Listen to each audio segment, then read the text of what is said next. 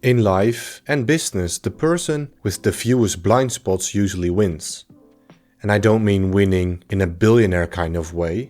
I mean making better choices, avoiding big regrets, and understanding the world just a little bit more clearly than yesterday. Now, we all have blind spots, I do, you do, but the good news is that we can train ourselves to see more clearly.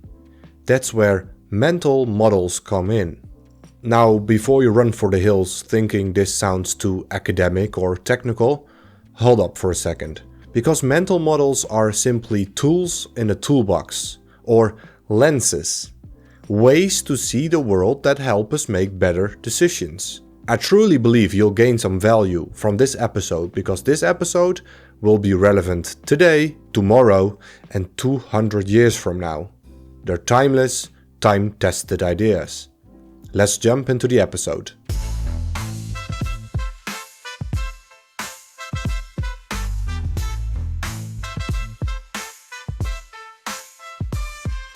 Let's start with a little backstory. The wise Charlie Munger, Warren Buffett's lifelong partner, once said, and I quote, "You've got to have models in your head, and you've got to array your experience, both vicarious and direct, onto this lattice work of mental models." When I first heard that, I was like, lattice what now? Munger was basically saying something really simple. We need frameworks to make sense of the world, and these frameworks, mental models, are like tools in a toolbox. The more you collect, the better you are at navigating life's complexities. Whether it's investing, decision making, in personal life or whatever. Just figuring out how things work. Every time you make a decision, you're using a model. Most of us are just doing it unconsciously. To the man with the hammer, every problem is a nail. It's something I truly stand by and believe in, especially as an educator. It's about learning and knowing chunks of knowledge from different disciplines that can be simplified and applied to better understand the dynamic world we live in today, but also 100 or 1,000 years from now.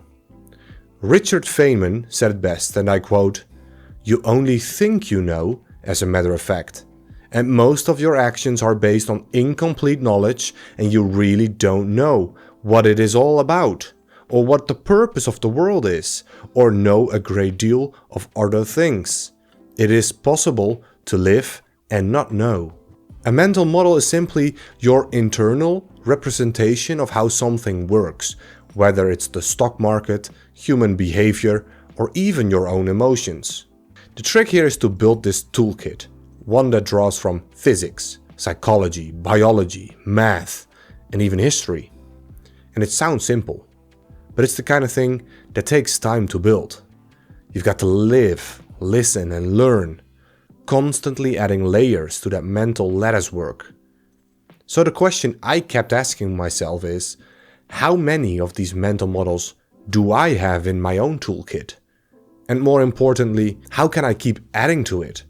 Because I truly believe in the discipline of mastering the best and avoiding the worst. Because I truly believe in the discipline of mastering the best and avoiding the worst of what other people have already figured out. I don't want to try and reinvent the wheel. I want to use what's proven to work and avoid what hasn't. And this idea really stuck with me because it's not just about how smart you are or about how much you know.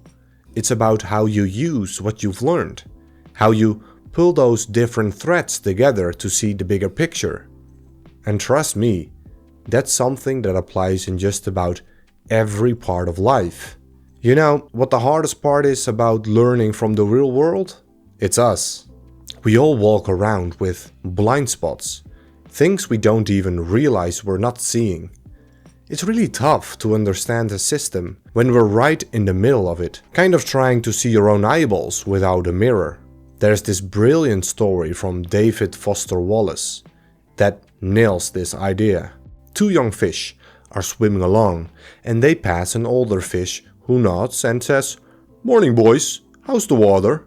The two young fish keep going And then one turns to the other and goes, "What the hell is water?" It's funny, but it's also exactly how many of us move through life.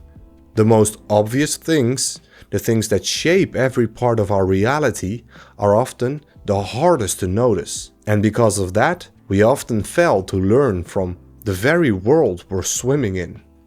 Okay, let's dive into some of these powerful mental models that the greats use. Now, there are millions of mental models out there, some true, some false, but in this episode I will focus on the ones with the greatest utility. Let's start with number 1, inversion. Charlie Munger used to love this one. He often talked about how, in order to succeed, you shouldn't just ask, "How do I get rich?" Instead ask, "What would guarantee I stay poor?" It's the reverse way of thinking. Inversion comes from a very practical and problem-solving mindset in engineering. Engineers are taught to think about how things can break, fail, or go wrong before figuring out how they'll succeed. It's about failure-proofing designs, systems, and processes. One great example comes from the airline industry. After a series of deadly plane crashes in the early 20th century, engineers and designers started to think differently. How do we make an airplane that flies perfectly? Instead, they asked, what would cause this airplane to crash? And by approaching the problem the other way around, by focusing on all the things that could go wrong, they were able to identify weak points in the design, build safeguards into systems, and make planes much safer. And this inversion in action, how you figure out the worst case scenarios and then engineer solutions around it, that ensures they never happen. What are the mistakes that would derail your progress? Well, things like overtrading or using excessive leverage or ignoring risks would certainly ruin anyone. And the idea behind inversion is that we're often better at identifying what will fail rather than what will succeed. If you avoid the big mistakes, success becomes a lot easier to achieve. In inversion, the focus isn't on what works, it's on what could fail, and then building safeguards against those failures. The lesson here is, avoid the worst case scenario, and everything else becomes a lot easier. Invert. Always invert. Okay, number 2. Margin of safety. It's the mental model many of you probably already know of, but most might not be completely aware of what it actually means. The concept of a margin of safety actually has its roots in engineering as well, particularly in the design of structures and machinery. When engineers build something, be it a bridge or a building or even a car, they don't design it to withstand exactly what they expect. They build in an extra cushion, so to say, to account for the unforeseen stresses, errors, weather, or situations beyond the usual operating conditions. Imagine you're designing a bridge to support traffic. If you designed a bridge to hold exactly 10,000 pounds of weight, that would be very risky. What happens if there's a gust of wind, or if a heavier load crosses than expected? The bridge might collapse. So instead of designing it to hold just 10,000 pounds, engineers will design it to hold, say, 15,000 pounds, providing a margin of safety. This extra cushion ensures that even if something unexpected happens, like a truck that's heavier than expected, or perhaps even a structural flaw that wasn't caught during testing, the bridge won't fail. It's the same concept as building a little wiggle room into your plans to prevent a disaster.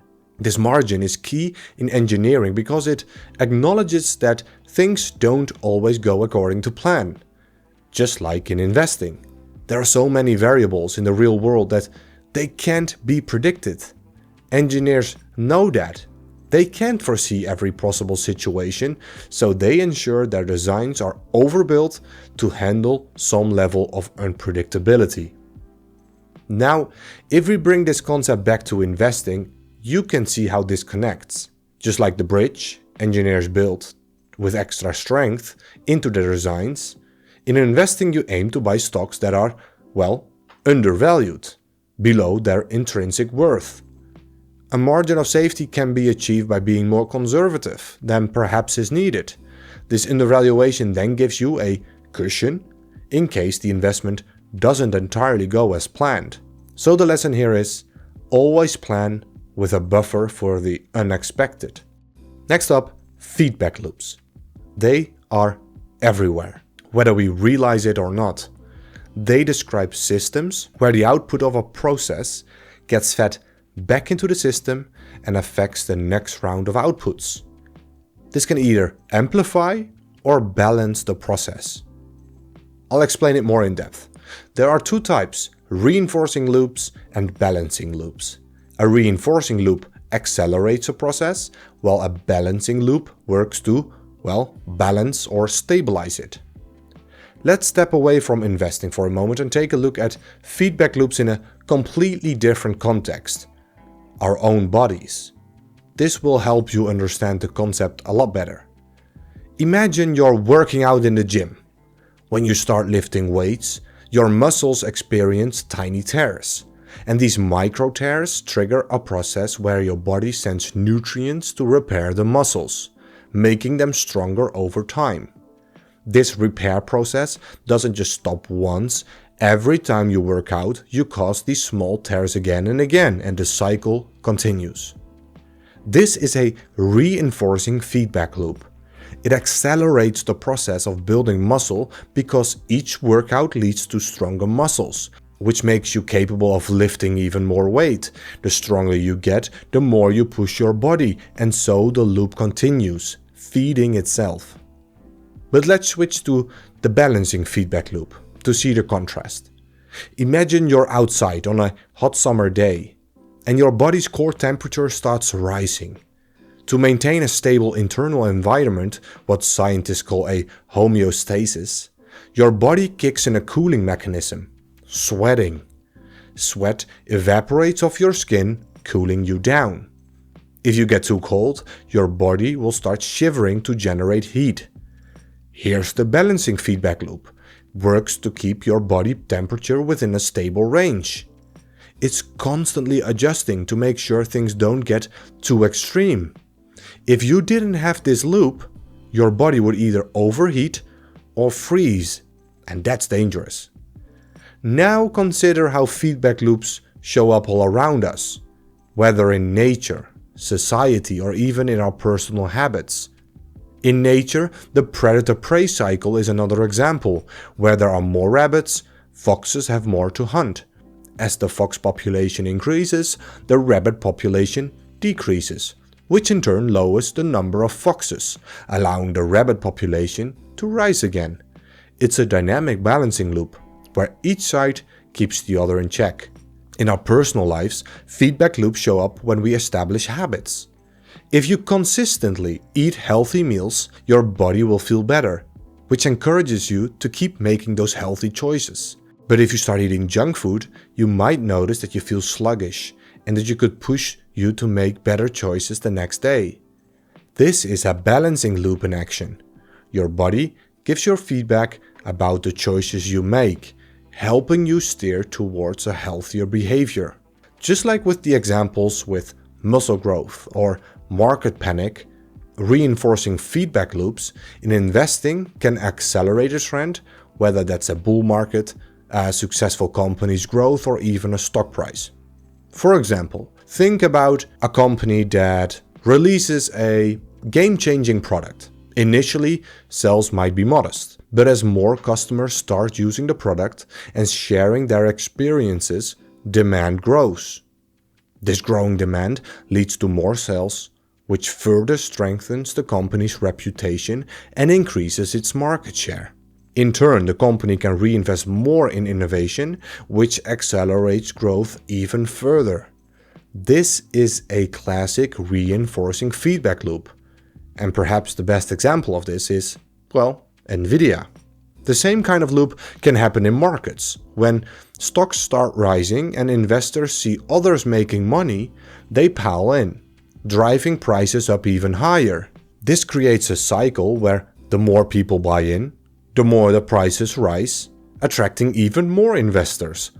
The loop feeds itself and the momentum keeps building. These loops can become dangerous if they go unchecked for too long.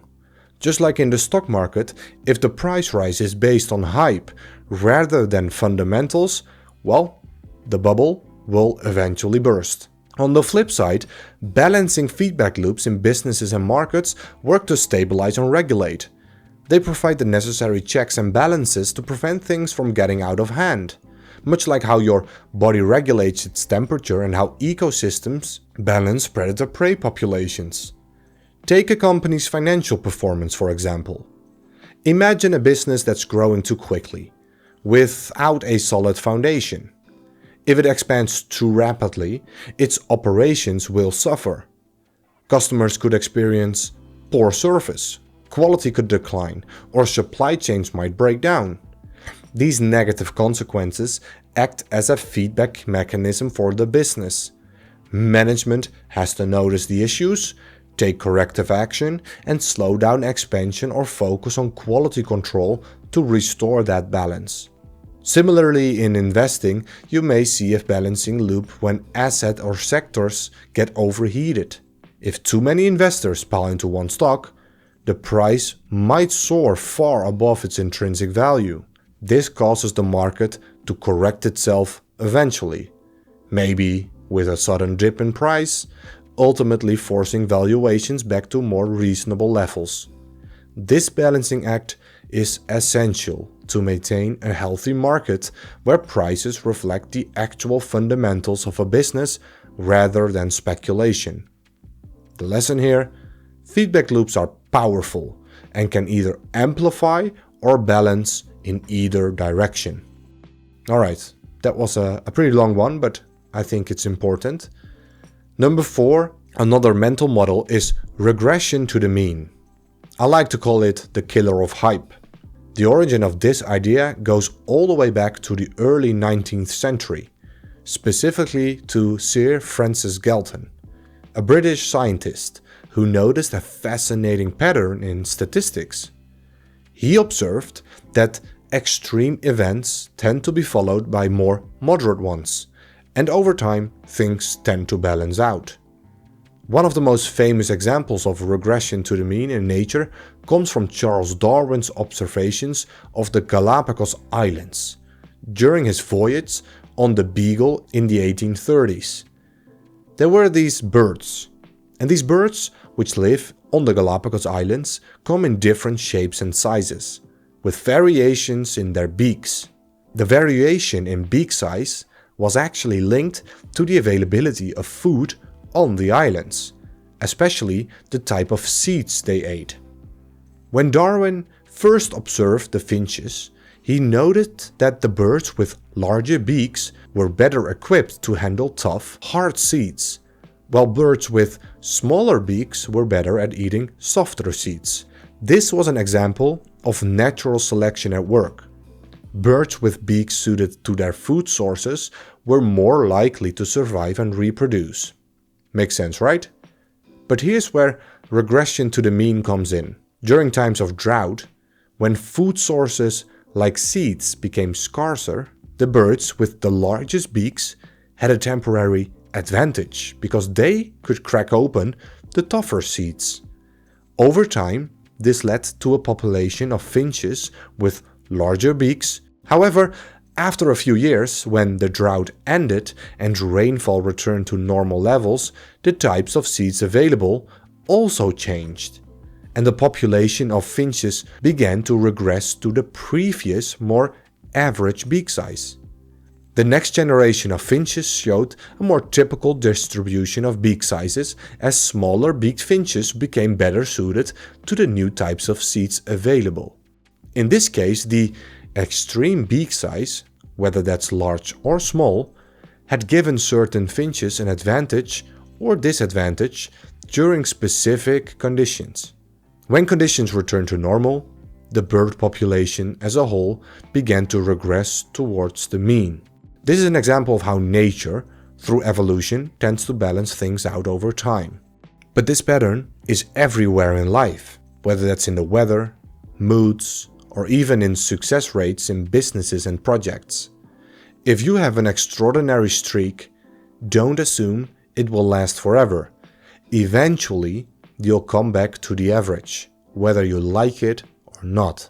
The beauty of this mental model is in understanding how extremes, whether that's to the downside or to the upside, can be exciting, are often temporary.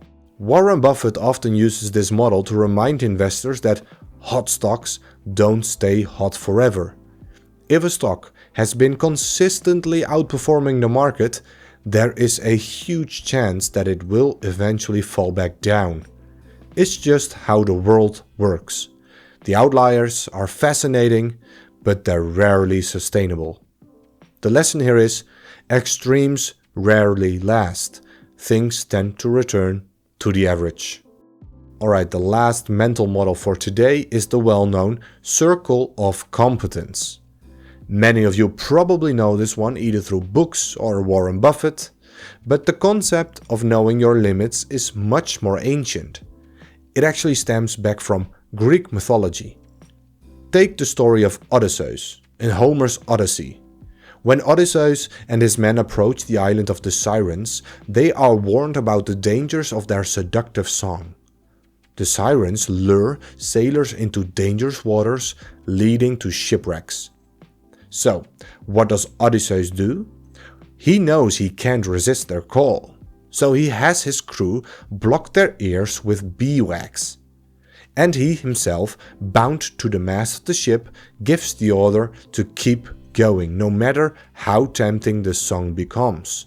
In this myth or story, whatever you want to call it, Odysseus' circle of competence wasn't about defeating the Sirens, it was about recognizing that he couldn't outsmart their allure and choosing to safeguard himself in a way that allowed him to proceed without falling victim. He worked within his limitations. This is one of Warren Buffett's golden rules, and he says, and I quote, "The key to investing is to know what you know, and more importantly, know what you don't know." This is his version of a mental model called the, well, you guessed it, circle of competence. And the idea is very simple. Invest only in businesses you can understand deeply. If you don't know how a business works, or you can't explain why it will be profitable in the long run, don't invest in it. This doesn't mean you have to know everything. It means knowing what's outside your expertise and avoiding it. In life, the circle of competence is about acknowledging your strengths and weaknesses. And that's difficult. Whether you're tackling a project, learning a new skill, or making decisions in, relationships, knowing where your competence lies keeps you grounded. It prevents overconfidence from leading to poor decisions and reminds you that sometimes the best move is to ask for help or lean on experts. Just as Odysseus didn't pretend he could defeat the Sirens, we can all benefit from stepping back when the situation calls for expertise beyond our reach. It's not a sign of weakness, it's a sign of wisdom. The beauty of this model is that it keeps you focused and helps you avoid costly mistakes.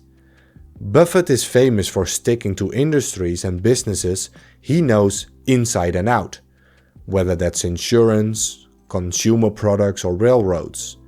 By staying within his circle, he's been able to make a fortune.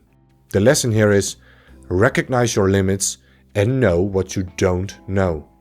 These models are so much more than abstract concepts. Whether we're talking about investing, personal decisions, or even broader societal trends. By understanding these models, we can make better, more informed choices. They help us see things more clearly, avoid unnecessary risks, and ultimately make smarter decisions. Mental models won't make you perfect, they won't make me perfect, they won't give you the next hot company, but they'll help you avoid the dumb mistakes. And in investing, not losing is half the battle. Don't try to be the smartest in the room, try to be the most prepared. And to end on a simple note, I like to call triple R: read, reflect, and revisit your mistakes. That's it for today. Until next time, stay curious, keep learning, and happy investing.